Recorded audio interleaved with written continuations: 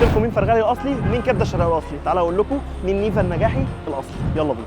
ماليش اي فروع تانية خالص بره مصر ولا داخل مصر، ماليش اي فروع تانية. تعالى اقول لكم في الاول بس نيفا النجاحي بيعمل ايه وايه انواع اللحمه اللي عنده. الخروف ما بيزيدش عن 9 كيلو 10 كيلو، بيتسوى في حاجه اسمها تنور تحت الارض عن طريق الحطب، بيولع لغايه ما يبقى قرص شمس وينزل فيه المقتل كامل وندفنه ونردم عليه. دي الرقبه. بص اللحم كله دايب مع بعضه. بص الفص الكبده بتاعنا قد ايه، غير دم ومن غير اي حاجه. ده السجق الضاني بتاعنا كله دايب. وده محشي ايه بقى، كلاوي قلب، ده ما تلاقوش عند حد خالص تاني. احنا اللي بنشتغل، احنا اللي بنسوي، واحنا اللي بنعمل، واحنا اللي بنكمر اللحم. دي الموزه ايه، بص الزنت. في مثلا واحد يقول لي اديني حته حمرا، وده القلب بتاعنا اهو. بص بقى المخاص بتاعتنا دايبه ازاي، ولا زفره ولا اي حاجه. لو جربت التهييس تعالى كل بهاريز. البهاريز دي عباره عن ايه بقى، السجق بتاعت النيفه كلها، يعني الكبده السجق المخاص نزل مع الطلب.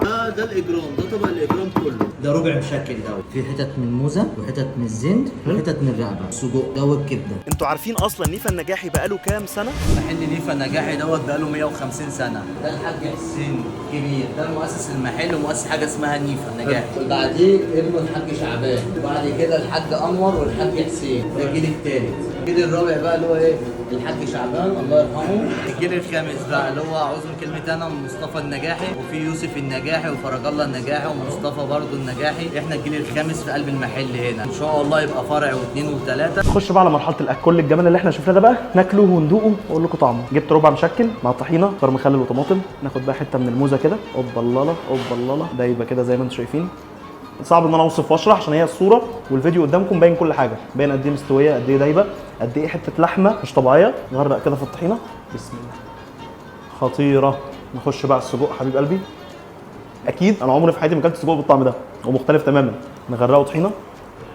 ايه الجمال ده، سجق جديد مختلف صايع وجامد ووهمي، وقول زي ما انت عايز تقول. ناخد بقى عيش، قطع كده يا معلم، نعمل ساندوتش كده صغير فيه كل حاجه، لحمه على سجق. اقفل يا معلم، غرق في الطحينه كده وبسم الله. دي سبتها للاخر بقى عشان شكلها جريمه الصراحه. تهريز بقى. ناخد كده ايه، لقمه. يا نهار ابيض، بسم الله. انا خايف ابلع من جمدانها والله، كلمه خطيره دي قليله والله العظيم. كده كملت.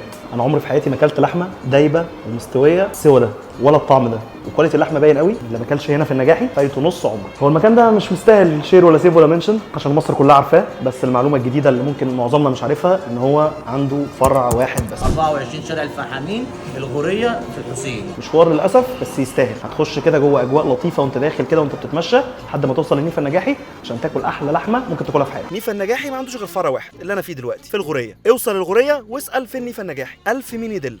وقولوا لي في الكومنتس ايه الاماكن اللي عايزين تعرفوا مين فيها الاصلي ومين اللي كان بيضحك عليك. فشير وسيب لي الفيديو ومنشن لصاحبك، وهفضل اقول لك كل فيديو مش هقرا حاجه بتدعم القضيه. الدعاء نبطل نجيب اللي ما يتسموش.